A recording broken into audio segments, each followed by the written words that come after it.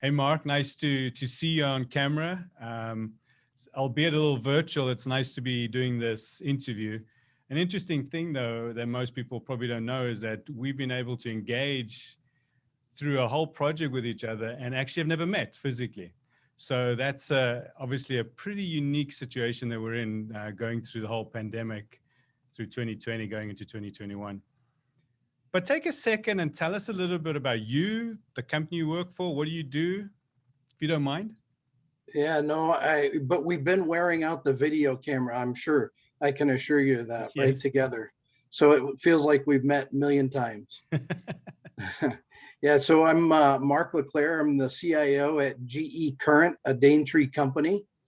I've been with GE Current, a Daintree company since April of 2019, so 2 years now, a little over 2 years now. And that was at the time that a private equity firm, AIP, purchased the business from GE. Right. So we started back then, and the goal and objective was to just kind of separate the company from the mothership, if you will, and really kind of stand on our own in the commercial industrial lighting business. So it's about $750 million company, and pretty good size, and we're trying to figure out what life looks like on its own. And then a little about me. I've been around the IT world for about 30 years, and if you're counting those years, it might be, I should say, 30 plus, but we'll see. And then let's see, been doing IT work the whole 30 years, and then in my way to give back, I also participate in the ASUG community, which is an SAP organization that supports all the SAP customers out there. And I've been serving on the board of directors for them for about 7 years, and for the last 3 years, the actual chairman of the board. Thank you, Mark. That was great. I mean, after 30 years of experience, I can imagine the stories you have to tell. Speaking of stories, so as you mentioned, GE Current is a spin-off of the big mothership GE. Tell me a little bit about some of the challenges you guys face specifically from a leadership perspective, and maybe even what you as a CIO had to experience. Yeah, great question. So you can imagine this conglomerate having this small piece of business under its wing. They go into these types of things with dictating how the structure of the IT assets are going to look, what applications they use, what systems they use, how they use them, and not necessarily how the systems were designed to be used or the applications were designed to be used. So I went into this with a short window. So we had to figure out, how do we separate and get on our own and then do transformation. I couldn't do transformation and separation all at the same time. So we looked at it from a carve out perspective. And so we took what we had and literally copied that into our own instances. Everything that we could. Some areas we tweaked a little bit, but not too many, because we didn't have enough capacity in the business to do that business transformation at the time. And then, try to figure out how to leverage the systems that they were intended to be used and leveraged. And then, once we got on our own, then we had to look at, all right, how do we more effectively utilize the core systems that we have? And we're an ECC shop, so SAP, right? And let's use it. And instead of using all these bolt-ons that were mandated by the mothership, if you will, and figure out how to kind of manage through that. So that's when we began that transformation. So really, we kind of, in our minds, said, let's just take as is, move it over, and then we'll right size for the business size that we are after we get the carve out done. So that's kind of the challenges that we faced with that spin-off kind of mindset. We're a big dollar shop for a small company, and we had to right size to the right level. So hopefully that got to your point. Yep. Yep. Maybe just an additional part to that. If you think of it from a IT landscape perspective, it's the spin-off is going to create that whole disparate legacy world that you talked about. Even if it's SAP, it's still somewhat of a disparate. You had APO, you had ECC, you had a whole bunch of other things.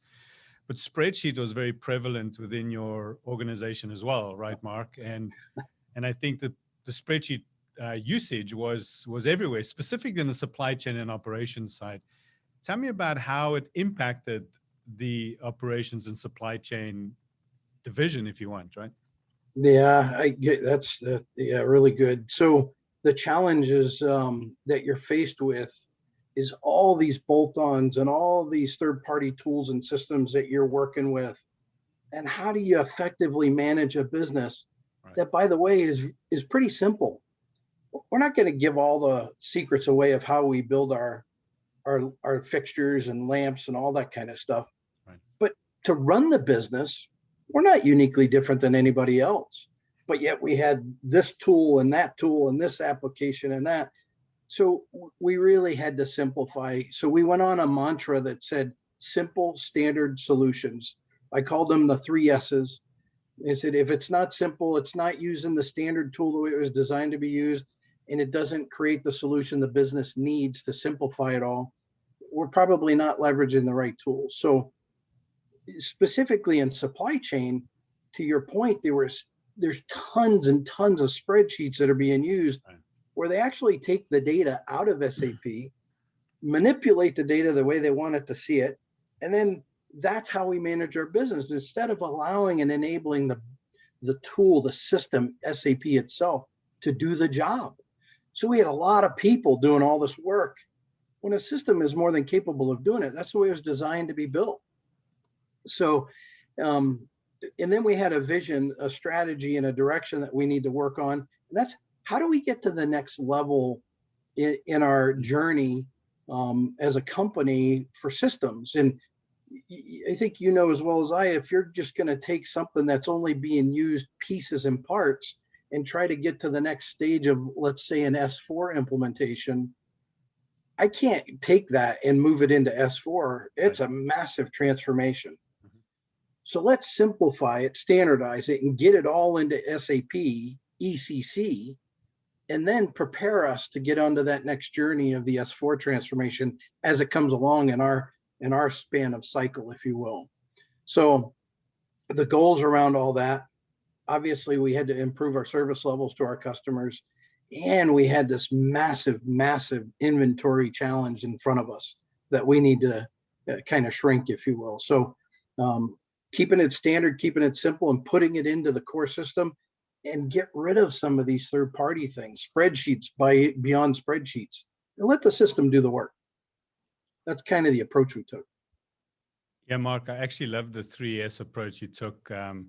It's funny that you talk about S's and 3S's. It's often companies find themselves in the single S, which is they think they're a snowflake, and then they have to create systems to make it fit that snowflake rather than seeing that they're running the business processes can be standard. The competitive advantage really comes in the product, not so much how to create a purchase order. Yeah. Look, people are brought up the way they're brought up through the businesses, and they were, part of the big GE conglomerate, and they were doing all the right business processes the way they intended to do them. Right. But when you look at it at a small entity level, you can't afford to do that. So you really have to simplify and standardize. Customization where it uniquely sets you apart from your competition is okay. But basic running of the shop, not so much. Everybody's got to do some of the basic things. Yeah, that's exactly right. Okay, so you talk about these challenges and how you've went from this big company to a smaller company.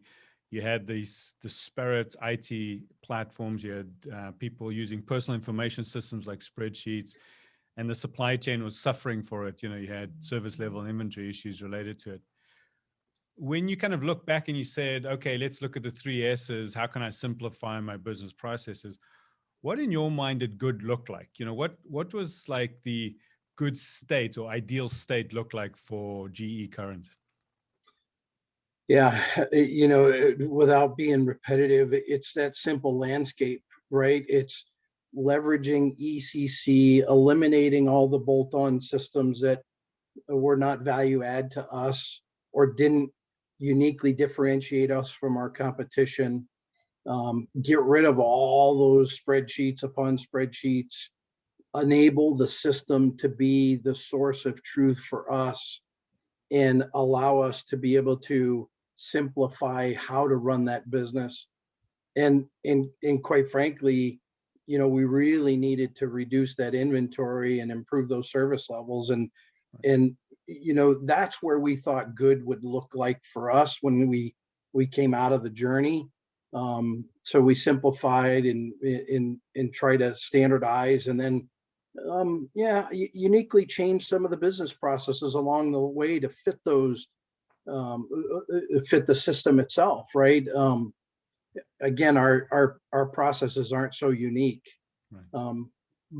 But if you can get it all, our production planning and our capacity planning and all the procurement and everything that we need to do into a simple tool, which SAP gives you, why not let that happen and enable the business to run? So that's how the end state we wanted it to look like. And obviously we're well on that journey. Yeah, I love that because, if you can't have a sense of what the vision looks like, it's really hard to kind of get your organization to move in a particular direction. And I think also many companies find themselves in similar positions where the problem seems so overwhelming, so big, that it's just difficult to figure out, where do I start, right? It's just so prevalent within the organization throughout, right? We're talking supply chain specifically, but it's in finance, it's in human resources, it's in the warehousing, it's in planning, it's in all these different areas as well. And it's this big behemoth problem statement that we have to then kind of break down into a simplified approach, right? Yeah, that wouldn't be us. We're so perfect in every way. We didn't have to do any of that kind of stuff. I love it.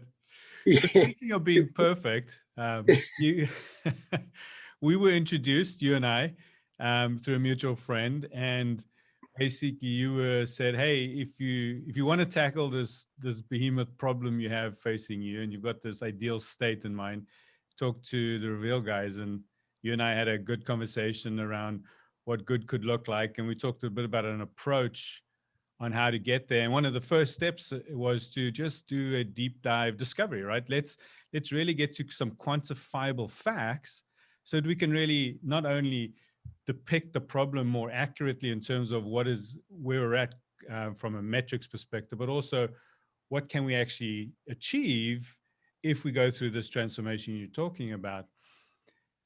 When that assessment specifically, give me a sense of what your view was when you saw the results of that.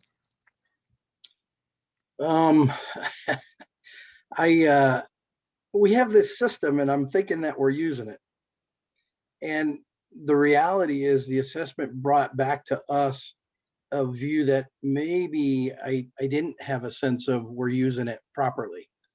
The one metric that stood out to me in this whole thing of that initial assessment was we're utilizing a very minor percent of SAP. I think we said 15 or 20%. But again, remember back, we're pulling data out, manipulating in SAP or in spreadsheets, and off we went, and bolt-ons and all that. So I didn't realize how limited we were really using the system. So again, we think we're so uniquely different than everybody else that we gotta have all these things, and that kind of stood out quite loud to me, I think. That also told me that we had a lot of people doing things that maybe we don't necessarily need them to be doing. Right. And maybe they could be doing something of more value if we can enable that system. So that was probably a real good eye opener for me. And then I think the knowledge of the use of the system and the lack of experience and knowledge in the organization of how to. That I think was another big eye opener through some of this. And then of course the dollars and cents of the inventory and all that kind of stuff was just, eye popping. Yeah, when you start thinking of SAP as an asset and you're running it at 15%, right, then you realize very quickly that you're underutilizing a very significant investment into an asset. And that just alone really starts helping you see the need for change. Well, when you're told that you're using 15% of your ERP, that's your crown jewels, so to speak, right? Right. We either better shut it off or really start to use it. So we took the approach of start to use it. Right. Hey, maybe something to point out to some of other folks that may be listening that may be interesting. This assessment took a week. Were you surprised at the amount of data that is available in SAP to be able to establish a kind of a best practice roadmap within a week? Oh my gosh, yeah. I remember you asking me, hey, we need to get access, so it's going to take some time, and we got to do that, and we'll build in this timetable of getting access and doing the things we need to. And well, you could do this remote. We don't need to deploy people. Right. And then a week later, because we were able to get access so quick for the team, a week later, you're giving me the assessment and the summary of the assessment. I'm like, whoa, whoa, whoa. Did you actually get into the system, or are these just reports that you've drummed up? And it was pretty amazing and easy to understand. I think was probably a way to look at it as well, because I'm not the supply chain expert in the organization. I don't really know a lot of the details of the underbelly of that, but seeing that data, reviewing it with the business, confirming it with the business, it was pretty amazing for us to get that information that quickly. And that also enabled us to figure out, okay, how do we start pedaling faster then? Right. That's awesome. Okay, so Mark, so the assessment results kind of gave you a sense of where you're at.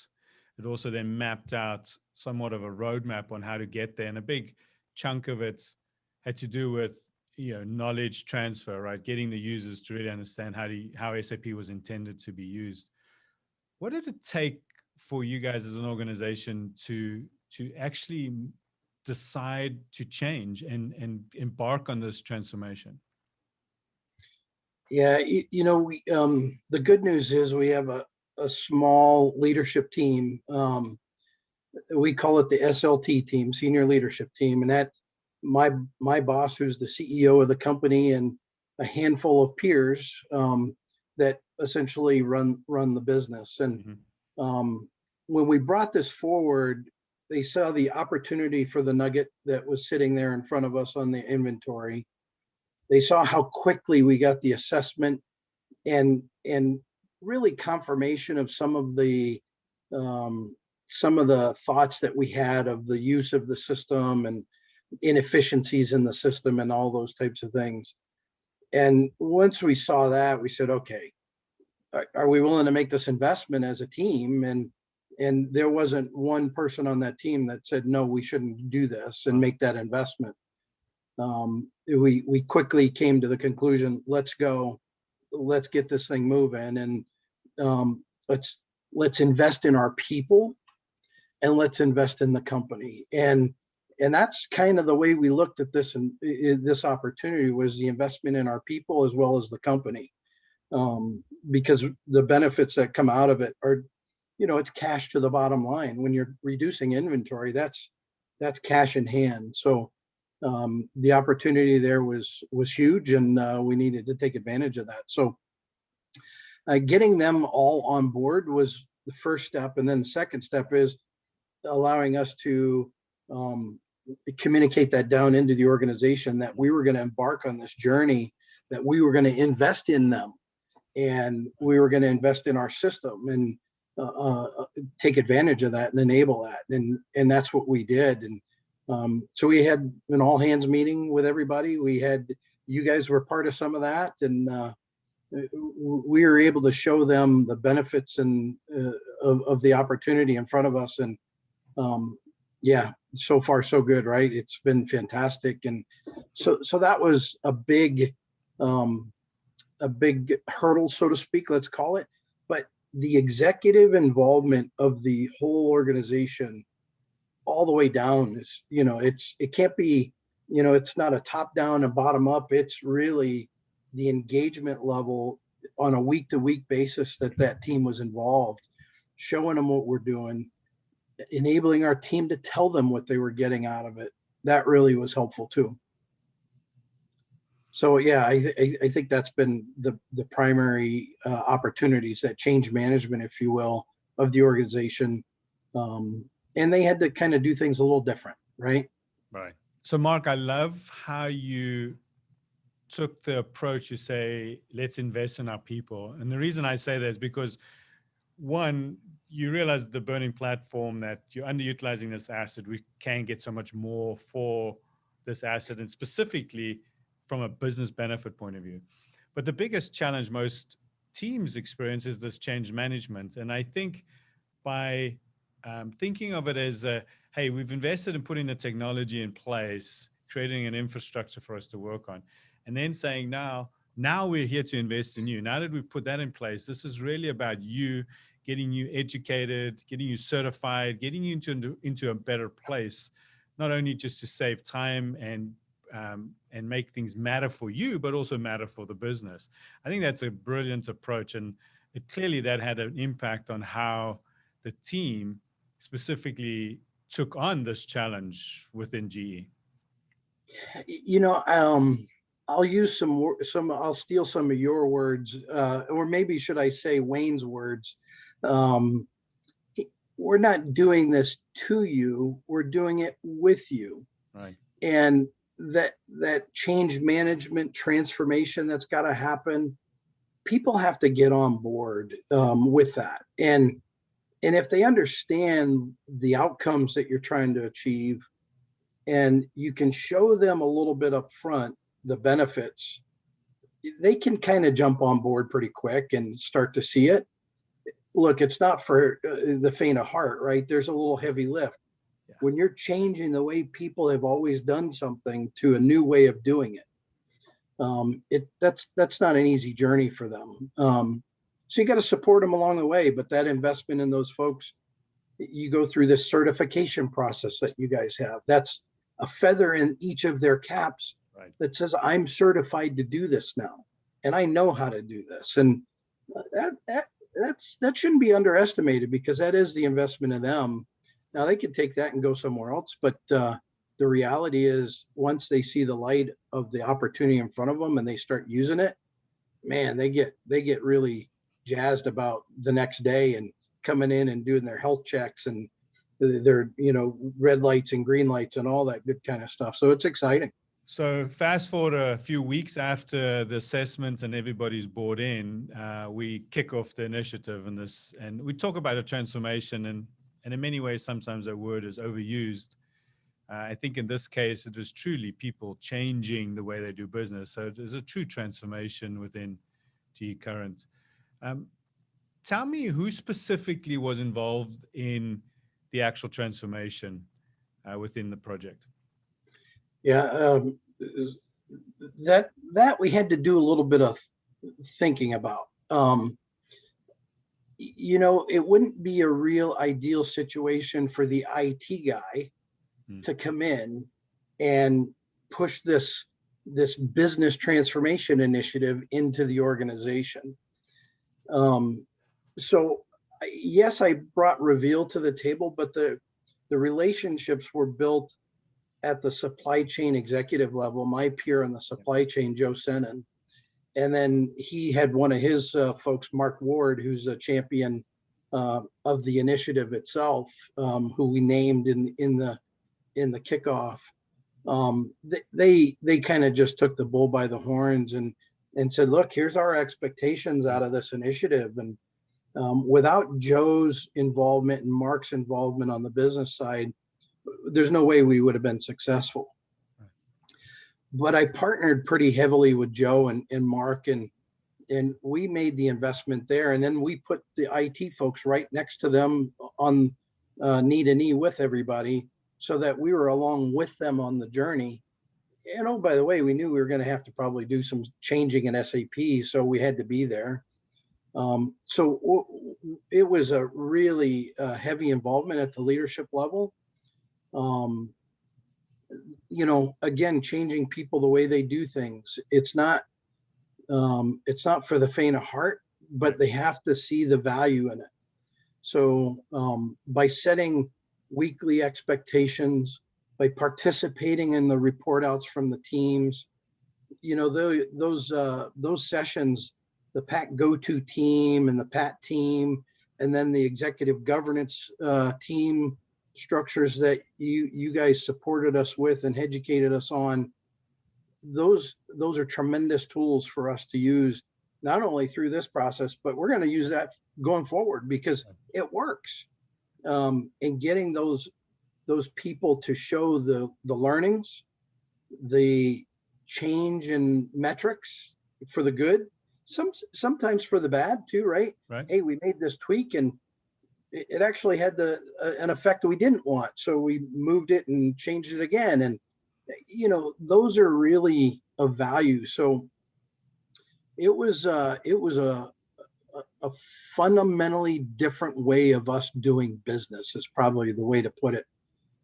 But leveraging a system in its simplest form. We don't have any customization anymore. So we could do an upgrade now without having to worry about what's going to break. And I mean, that's that's on amazing. its own, right? I mean, that's pretty big. But it's not without its dynamics, though, right, Mark? I mean, I don't want people to think that this is sunshine and roses, right? It's a big lift, as you said. It's not for the faint of heart, and some of the change dynamics existed, right, where people just either rebelled or really struggled to change, right? Tell me a bit about some of those dynamics that we had to deal with as a team. Yeah, this is a perfect example of some of the learnings I had many, many years ago, when you got to let the facts speak for themselves. Right.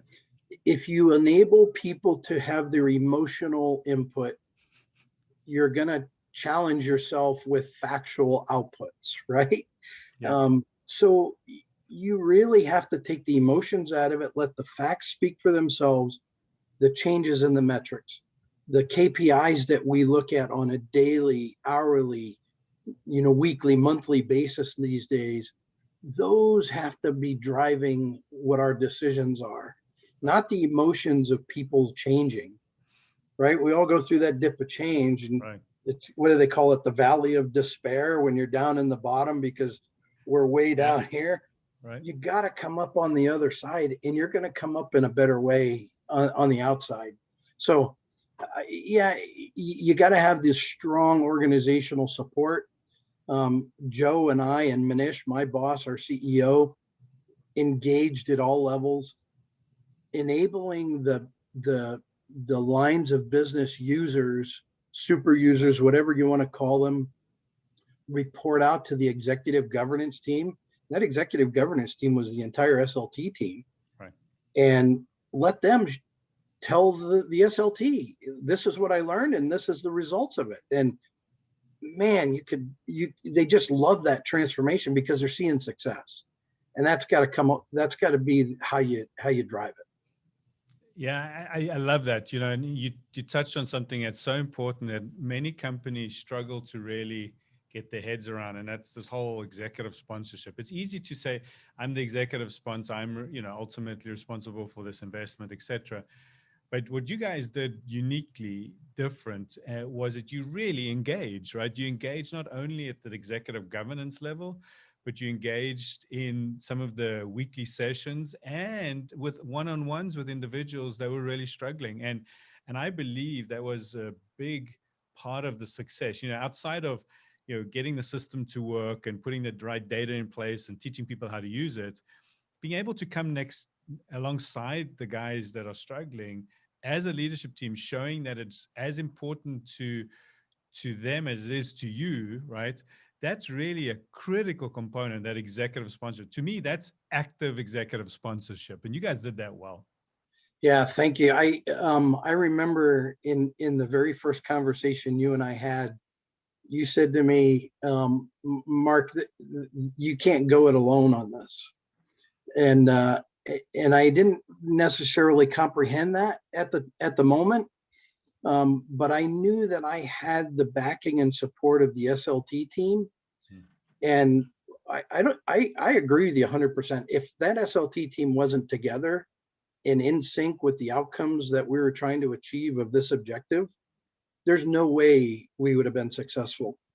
So I don't know if this helps or hurts you, but at the end of the day, if that leadership team's not on board, don't do it. Don't do it because it won't be transformational and they won't get it. The team won't be supportive. So yeah, I totally agree with you. And I want to add too, I think one of the conversations we had was, one, you can't go it alone, but which you wholeheartedly took on. But I think the second one is, if it's not one of your top 3 priorities as a executive team for your organization, don't do it either. Yeah, because it is investment. Think about these people that are transforming. They're learning a different way to do things. Right. Oh, by the way, they have this day job too. Right. So half the day they're doing their day job and half the day they're trying to figure out how to learn this new way. Right. We can't shut down the business for them to get educated.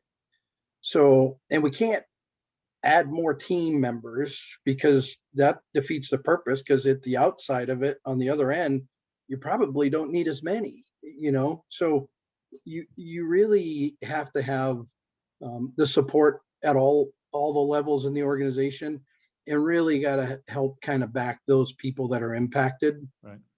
Yeah, it was that's probably the aha moment for all of us is, oh, we didn't realize how big of a change management structure this would really be, but the right change management.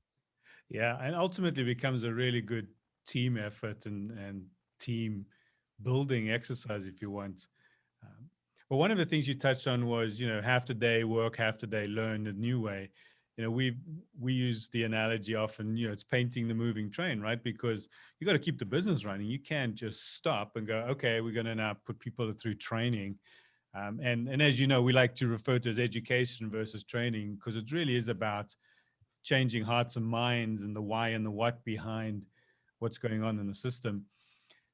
Talk to me a little bit about some of the fundamentals, like principles, that you guys came away from the transformation. I'll go back to some of the team sessions and listening to the teams. The quote really sticks in my head because I heard it time after time. I didn't know the system could do that. Right. Which only reiterated the educational transformation that was required of all of those people that are on the keyboards doing the work, that are making the business run. And I think that was probably one of the biggest eye openers for me, is hearing them, really understand what the system can do, Right. something they've never been taught. So yeah, we've had SAP for, I don't know, however many years it was prior to me coming around, for sure.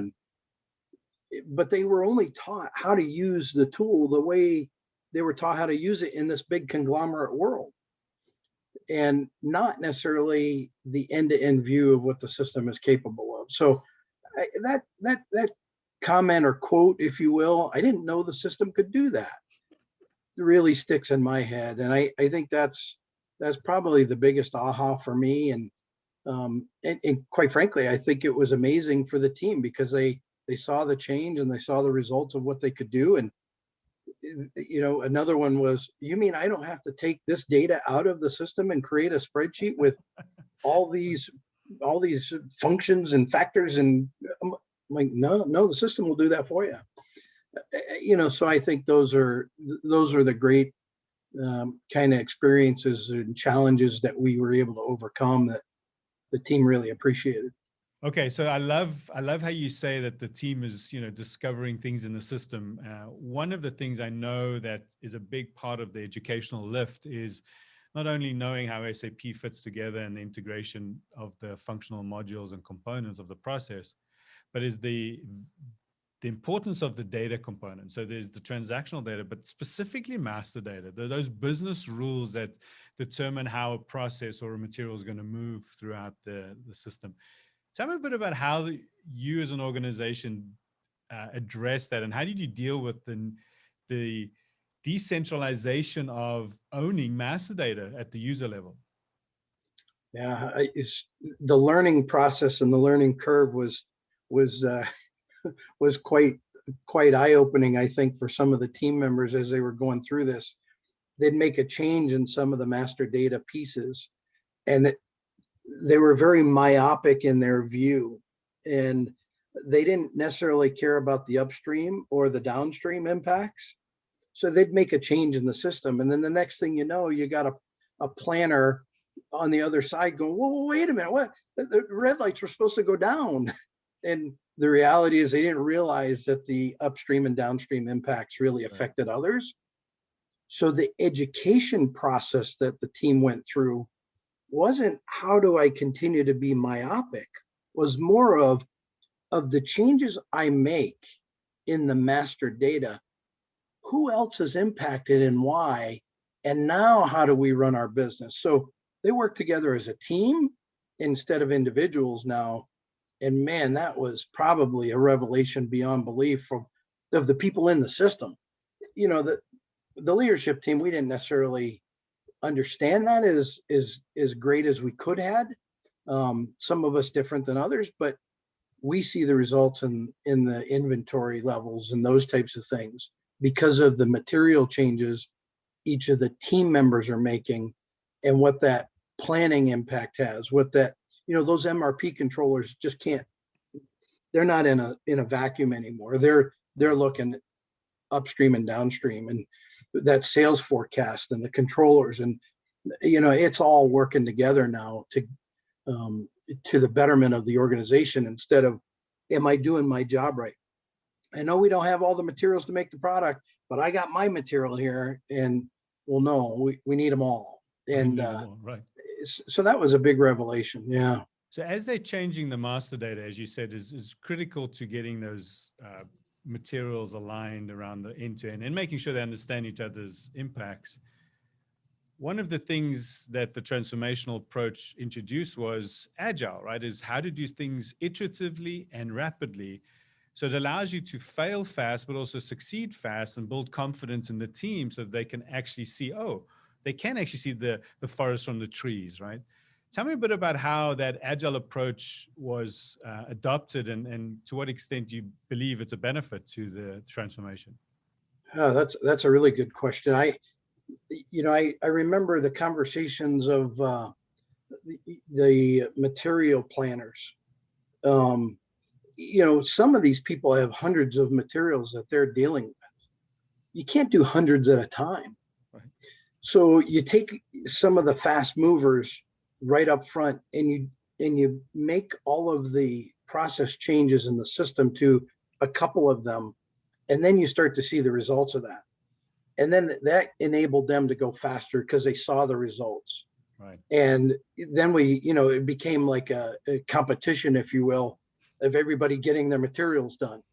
I thought that was kind of a great opportunity for the team to see the benefit of some small changes by taking one or two materials at a time, instead of trying to, take on hundreds. And in some cases, some companies probably have thousands, right? So Right. I think that it is something you can do that's iterative. In fact, I think you have to do it iteratively, because if you try to take it all on at once, you'll probably shut the company down. I think you got to take it little at a time. It's the old adage: how do you eat an elephant? Well, you do it one bite at a time, and it's the same concept. I think this was the elephant for us, and Yep. they use one material at a time, and I thought that really was the probably the driving force behind each of them to get to where they wanted to be. Okay, Mark, so it sounded like you guys did move through the valley of change and you came out the other side on the success side, right? We didn't go back to the old ways as much as people were challenged or at least tempted to go back. They persevered and went through to success.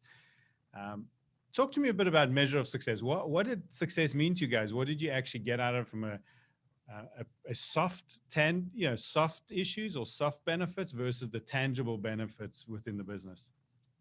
Yeah, we kind of had these probably these key performance indicators for us, KPIs that kind of stuck out to us is, are we leveraging the system better or more than we were before?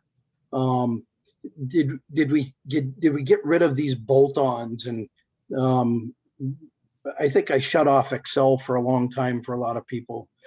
I'm joking, but how many spreadsheets did we get rid of? Right, is probably the best way to look at it.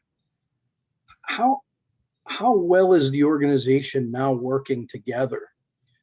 Think of supply chain, not only them in their silos, each discipline in supply chain, but also with IT and with sales, because sales has got to have their input, right? We got to know what that demand looks like.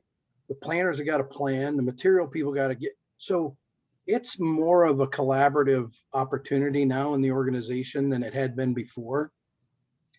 And then, obviously, the hard benefits are we seeing the bottom line impact that we expected to see? And, that's how we pay for this thing, so to speak. And I can unequivocally tell you that we're leveraging SAP way better than we had before, specifically in supply chain.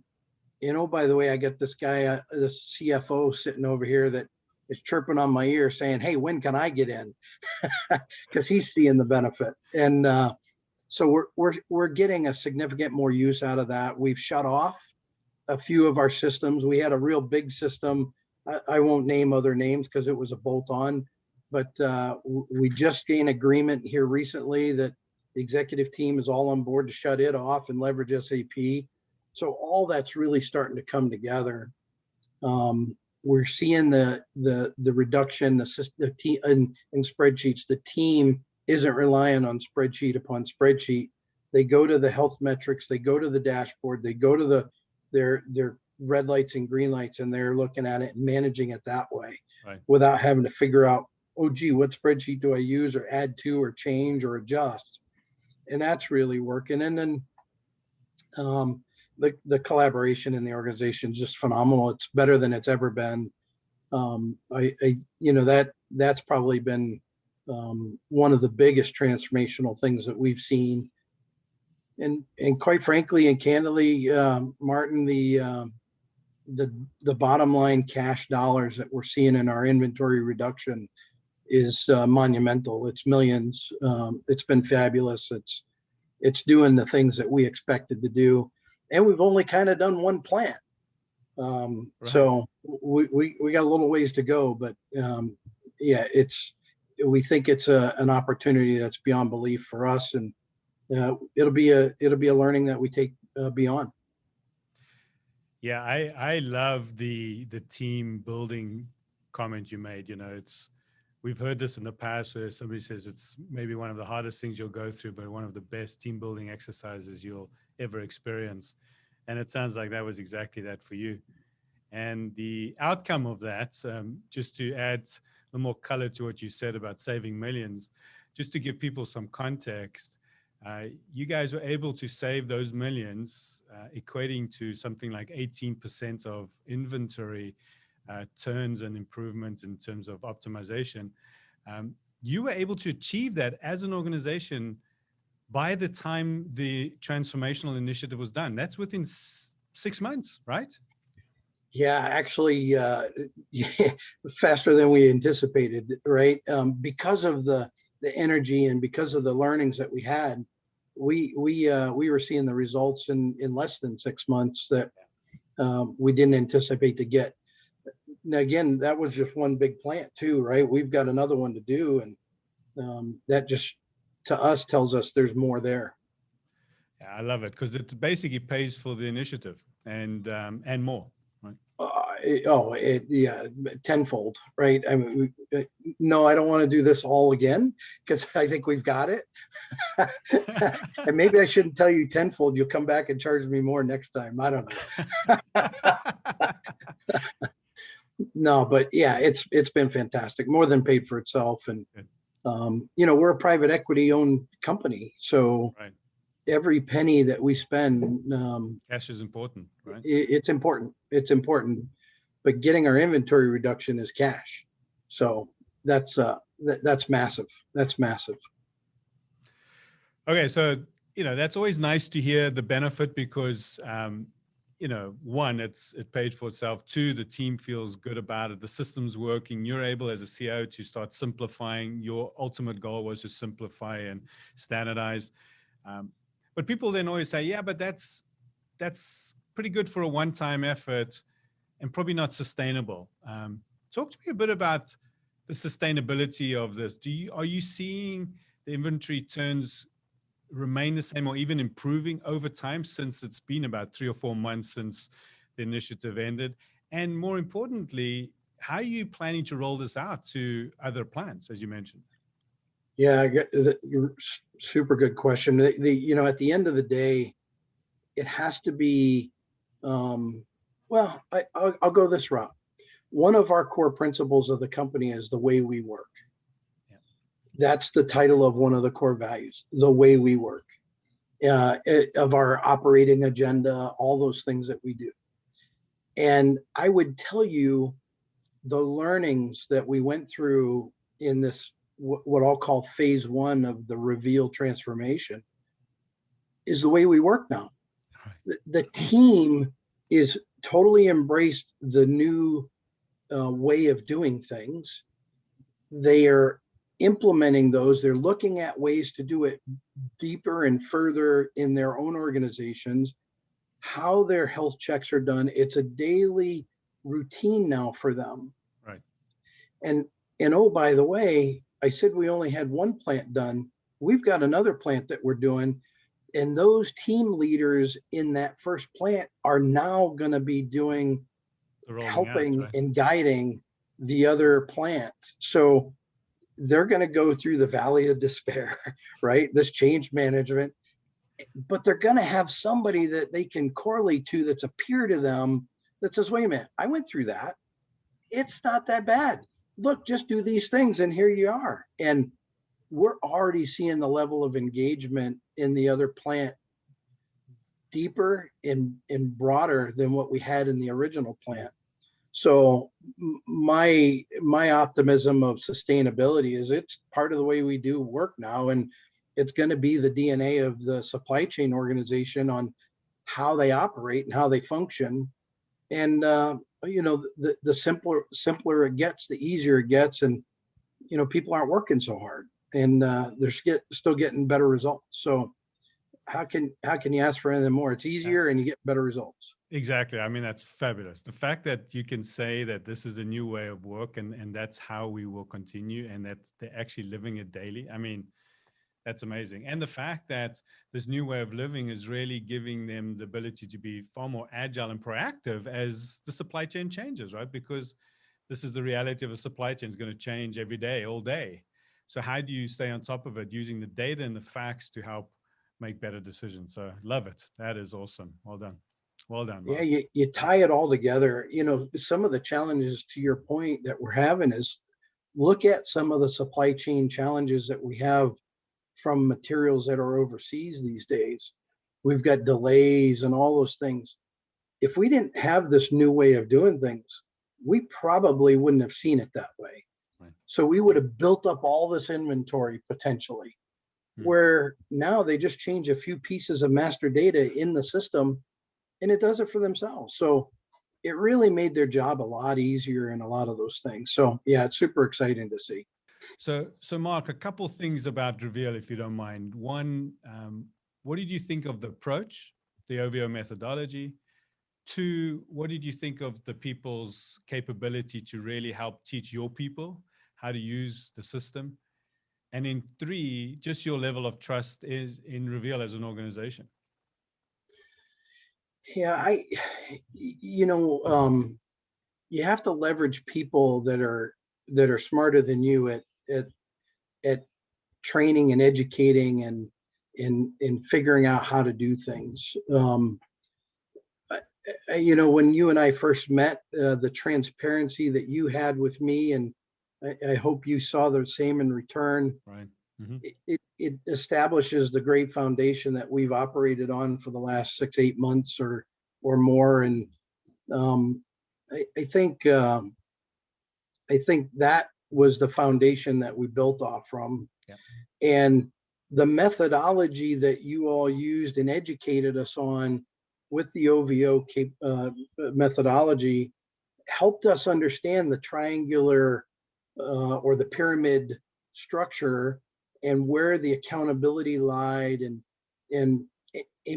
and more importantly where the responsibilities lied with the executive team, Right. the pat go-to team, the pat team, and the people actually in the trenches doing the work. And that methodology kind of helped explain to us the engagement levels that we needed to be at within the organization. And um, quite frankly, not everybody was on board up on that day one because it's different and Right. it's something new, and we're going through this massive separation and all these things. And you put trust in those that are smarter than you at some things, and we did that with you, and it worked. It worked. We got the results. We're seeing the results. So you can now take that and say, gee, um, where do you go from here, and what's the trusted advisor kind of concept? And Right.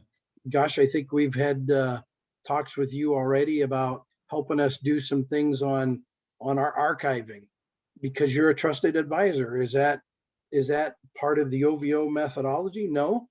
Is it part of your toolkit? Yeah, but we Right. didn't anticipate tapping into that, and here we are with doing some of those things. So when you find a trusted advisor in the industry, you go with it, and you've been that to us. And um, I think reveal is true to the sense of the words that we went through.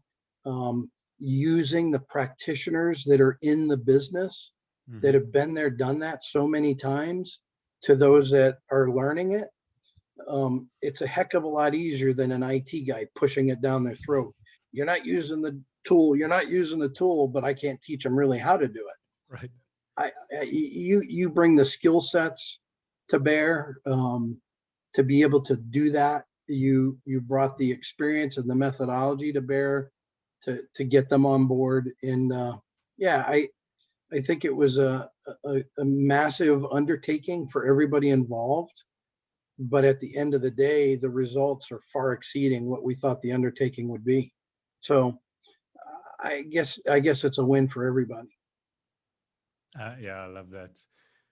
So at the end of the day, if you had another CIO roll up to you, let me say that all over again. Otherwise, it's EIEIO. Yeah. There's too many acronyms. Right. So Mark, if you had a colleague, another CIO from another organization roll up and ask you, hey, we need to go through something similar, how likely are you to recommend Reveal? Yeah, I mean, for sure. I sit in the SAP circle with many other CIOs out there that um, have to maximize the investment they've made in the SAP system. And you would be one of the first organizations that I'd recommend if they were having supply chain challenges for them to figure out how to better utilize the system and maximize their investment. And by the sheer nature of what you'll do, they'll see the results because we did. And there's no other way to say it. Yeah, I think you guys hit a home run for us. The partnership is strong. It continues to get stronger, and I really appreciate the effort and the partnership that we've had. Mark, honestly, thank you so much for the time that you've given us today. I honestly can say this with all sincerity that I've enjoyed the friendship, that we've built, and also the relationship as teams working together. You guys wholeheartedly adopted the model and put everything into it, and we love being part of that journey. So thank you so much for everything, and look forward to seeing you again soon. Thank you, Martin. Thanks for giving me the time to talk to you about it.